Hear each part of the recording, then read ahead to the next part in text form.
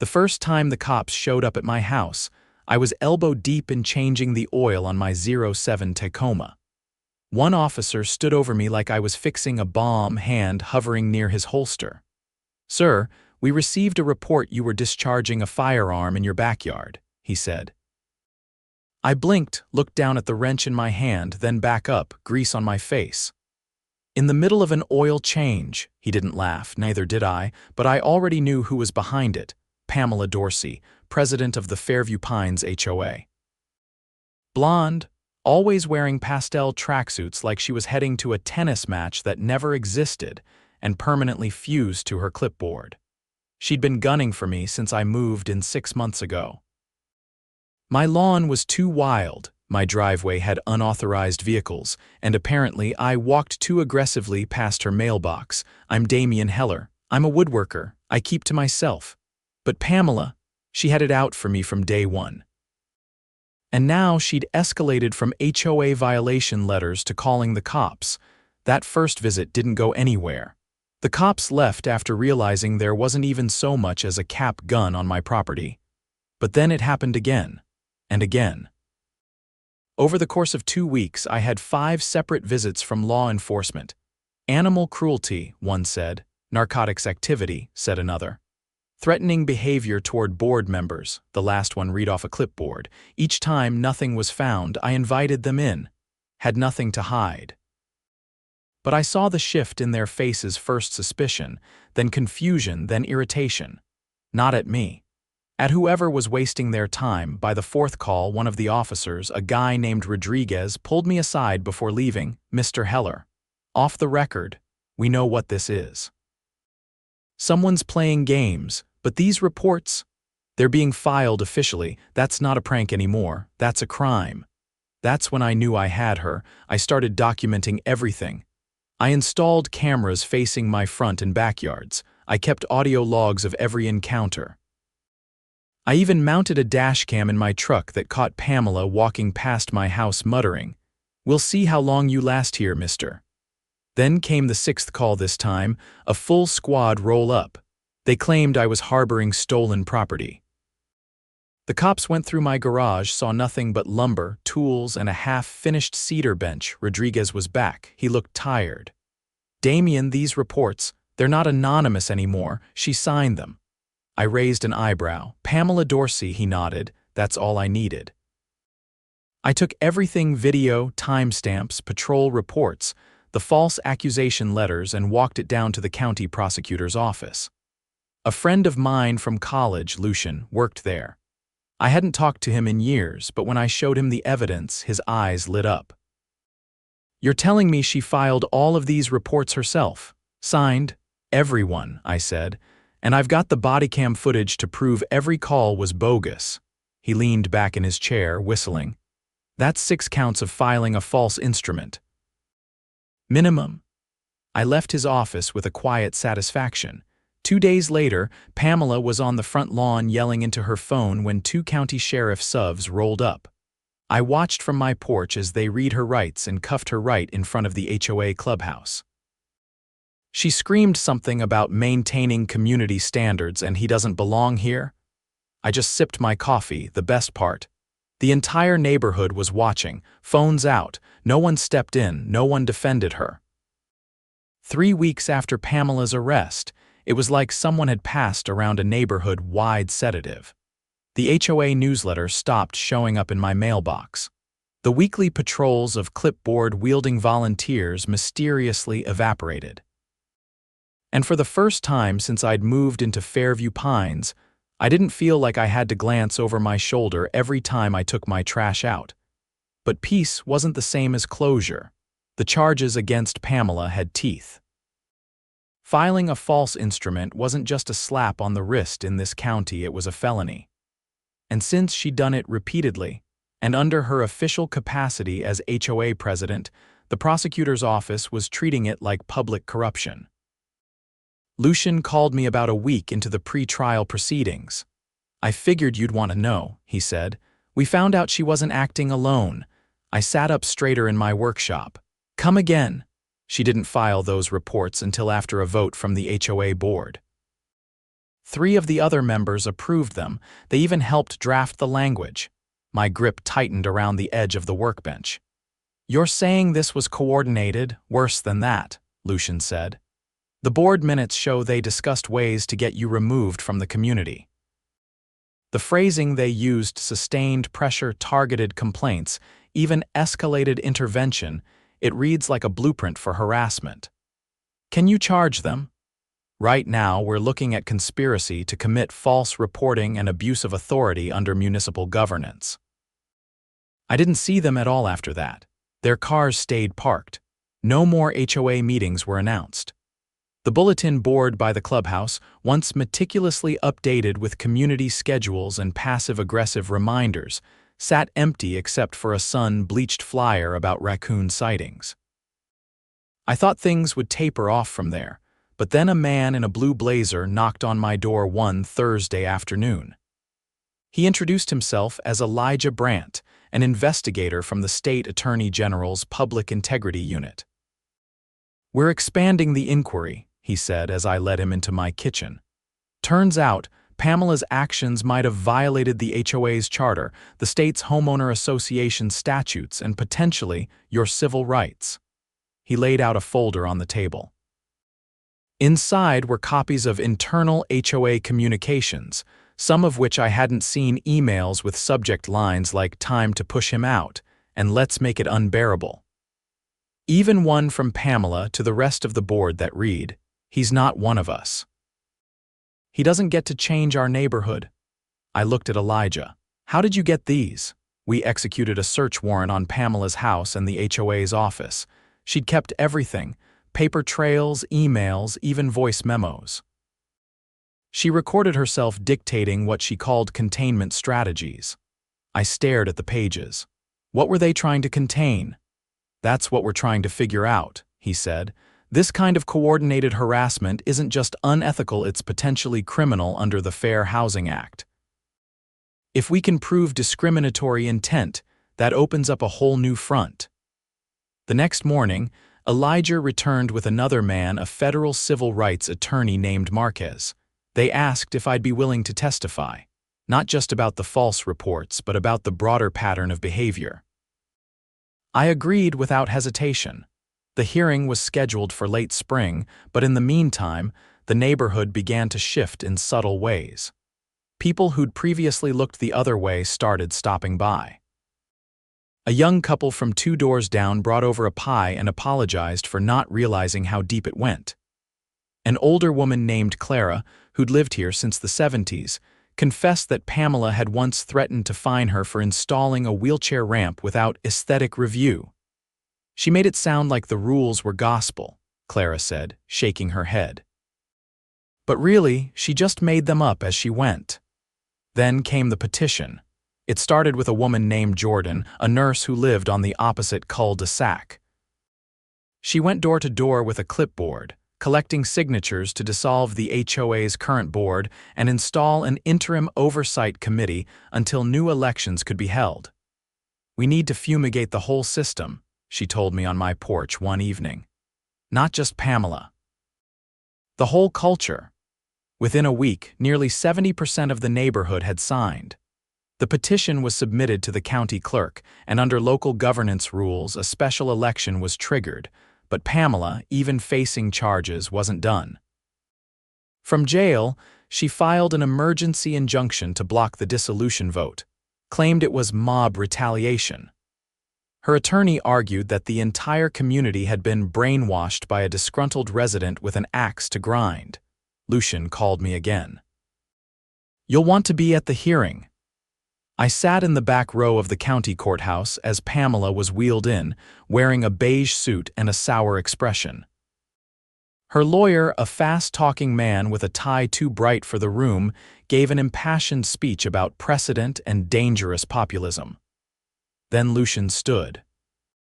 "Your Honor, may I introduce into evidence Exhibit 14, an audio recording of the defendant instructing her board to fabricate police reports in order to break the will of a resident." The judge's eyebrows rose slightly. "Play it." The courtroom went silent as Pamela's voice filled the room, cold and calculated, We'll keep calling. Something will stick. They'll get sick of him eventually." By the time the audio ended, the judge didn't even hesitate. Injunction denied. Pamela's lawyer tried to object, but the gavel came down hard. Outside, a small crowd of residents had gathered. When I stepped out of the courthouse, someone started clapping. Then others joined in. I didn't wave. I didn't bow. I just nodded and kept walking. The real win came the next week. The special election went forward. Every old board member was replaced. The new board included Jordan, Clara, a high school science teacher, and a quiet man named Ruben who'd once been fined for repainting his door without approved hues. They didn't waste time. First, they voted to open all HOA financial records to the public. What they found was disturbing. Pamela had funneled over $25,000 into consulting fees paid to a company registered under her nephew's name. Another $15,000 had gone towards security upgrades, which turned out to be a series of cameras installed exclusively around her own property. Marquez, the federal attorney, pushed for a full audit. The forensic accountants uncovered even more kickbacks from a landscaping company in exchange for exclusive contracts, and inflated charges for maintenance that never occurred. In the end, Pamela wasn't just looking at felony charges for false reports. She was now facing wire fraud, embezzlement, and conspiracy. The press got wind of it. Local news ran a segment titled "HOA Tyrant Indicted in Scheme to Oust Resident." They interviewed Clara, who didn't hold back. She thought she could bully us forever, but she forgot people talk. And when enough of us listened, her power disappeared. I watched the segment from my living room, saw the camera pan over my house, then cut to Pamela being led into court, wrists shackled. Elijah called later that evening. "You know this case. It's going to be used to rewrite policy at the state level. You might have just changed how HOA oversight works in the entire county." I didn't say much, just thanked him. That night I walked the neighborhood. Dozens of porch lights were on. People waved. For the first time, it felt like I actually lived there, not just survived there. They tried to run me out, but in the end, they ran themselves off a cliff. The first board meeting under the new leadership was held on a breezy Thursday night in the community park, not the clubhouse. The symbolism wasn't subtle. Folding chairs replaced leather swivel seats. Clipboards were replaced with open laptops and notepads. No podium, no dress code, no closed doors, just neighbors sitting in a circle facing each other. Ruben stood first. His voice was soft but steady. "We're not here to rehash what happened. We're here because it did happen, and it won't again." That night, a vote was held to create an internal ethics committee, 5 volunteers with no ties to the previous board and no authority to fine. Their only job, to keep the rest of the board honest. The motion passed with unanimous applause. I stayed after to help fold chairs. Ruben walked up while I was stacking the last row. "You planning on running for a permanent board seat?" he asked. "I build chairs, not policies," I said. He nodded, then leaned in slightly. "They're scared of you, you know, not in a bad way, in a how did we not know any of this was happening kind of way." "I didn't know either," I said, "until I had to." He paused. "There's something you should see. It's about the development fund, the one Pamela kept under lock and key." He handed me a jump drive. I didn't ask how he got it. I just took it home. The files were meticulous. Ledger sheets, scanned checks, emails, but one folder caught my attention. Expansion Initiative. Inside were blueprints. Property lines. Zoning applications.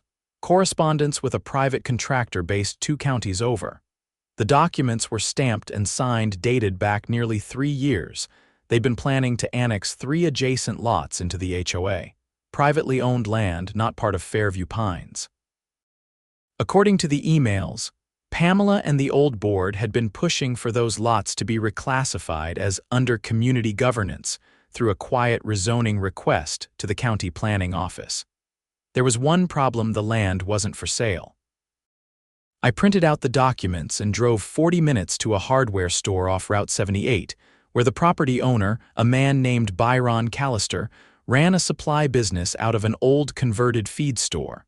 He looked up from behind the counter when I walked in. "You're the guy from that HOA mess," he said.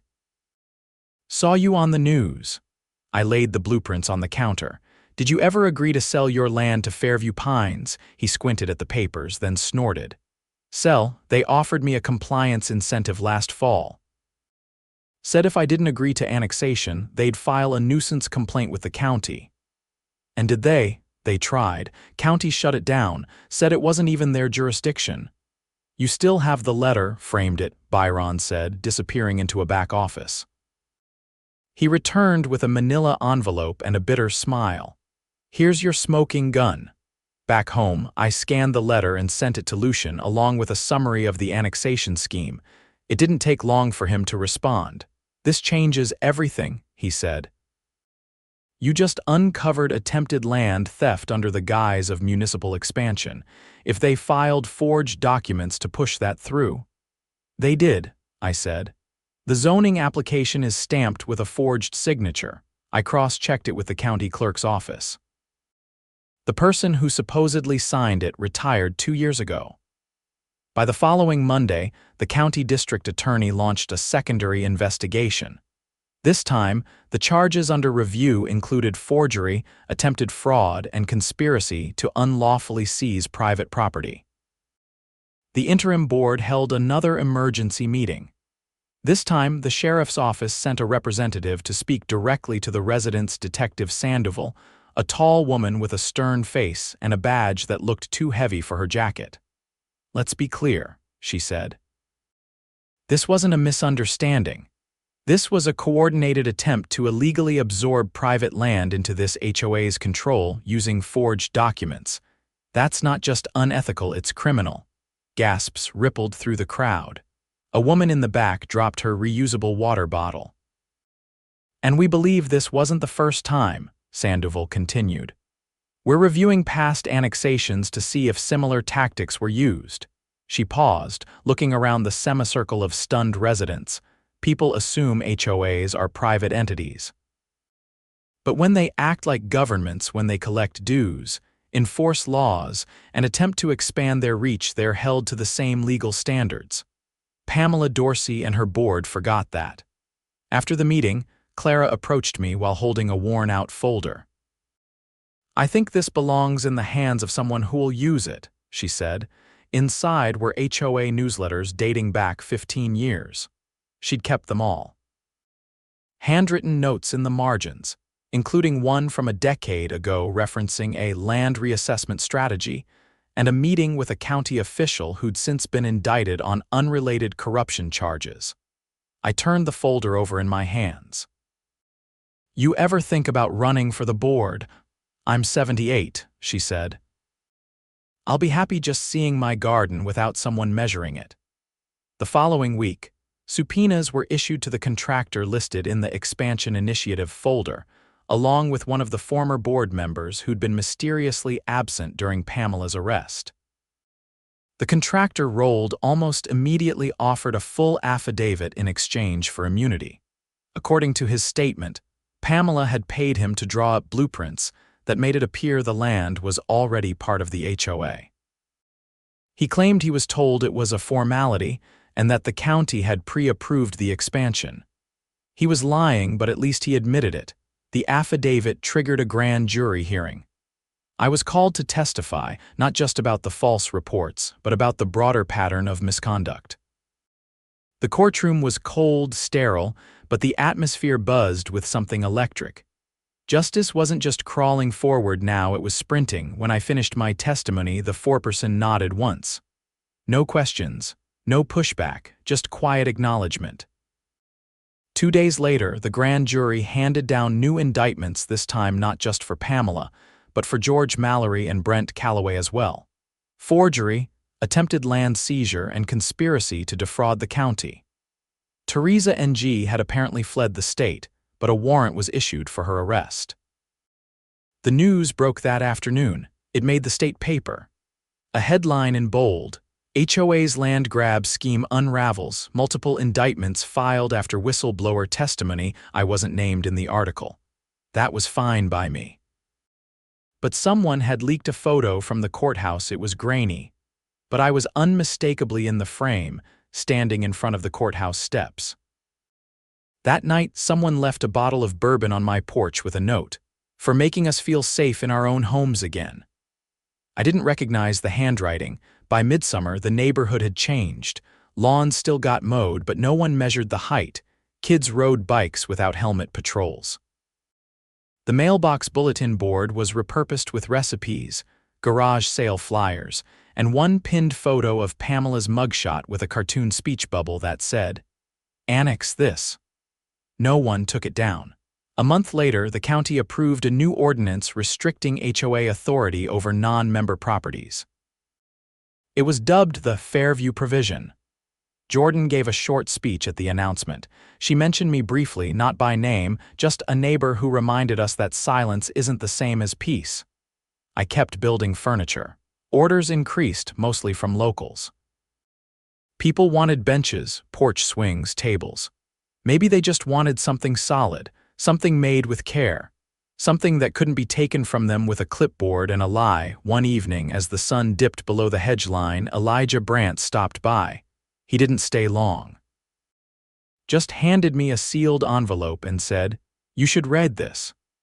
Inside was an official letter from the Attorney General's office. It confirmed that Pamela had accepted a plea deal guilty on all 6 counts of filing false instruments, plus conspiracy.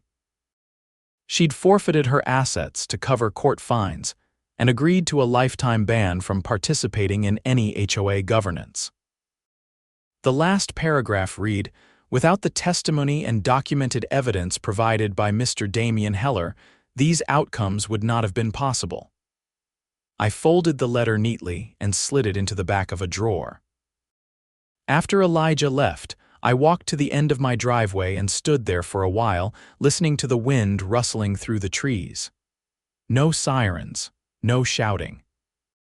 Just the sound of kids laughing down the street, someone grilling 2 houses over, and the leather creak of my work gloves as I pulled them back on.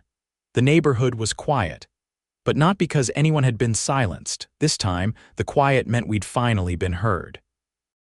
The last of the courtroom lights flickered off behind me as I stepped into the parking lot, the weight of the formal letter still folded in my jacket pocket.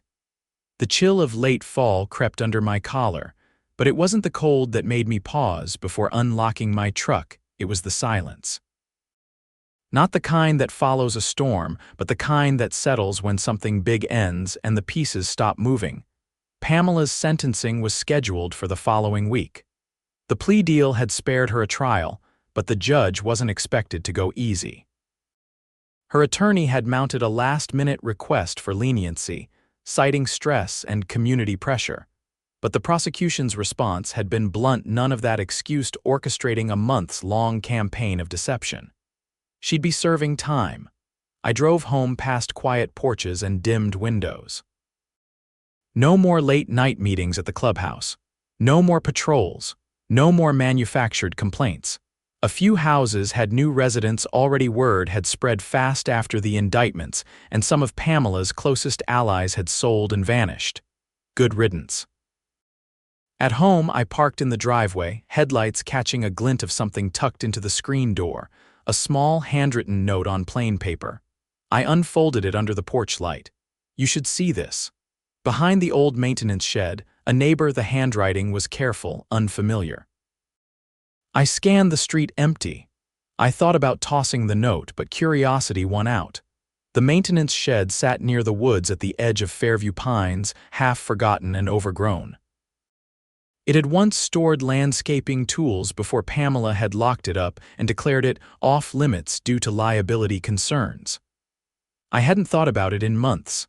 I grabbed a flashlight and made the walk down the gravel path. The air was damp and the shed loomed ahead like a rusted relic from a forgotten era. The lock was gone. The door creaked open with the groan of metal on warped hinges.